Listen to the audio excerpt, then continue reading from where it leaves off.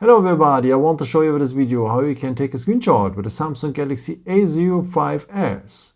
And for that you will need buttons for. So you will need the power button and the volume down button. Press these both buttons just for shot together and you're having a screenshot. After you can see the preview, you can edit the screenshot or share directly with WhatsApp, Telegram and so on.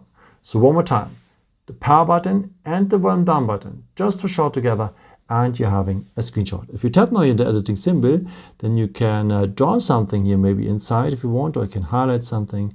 Here at the corners, you can crop a part of the screenshot, what is very useful if you want to capture maybe a picture from a website or someone's WhatsApp status and so on. And after you can share this edited part here over the arrow, you will send it to your gallery. In a purple gallery, where are your screenshots after? Of course, you have the gallery. And here the pictures, they are mixed up with the photos and videos you have done with your camera. So this is why I recommend to you to always go to the albums, because the screenshots have their own folder only for your screenshots.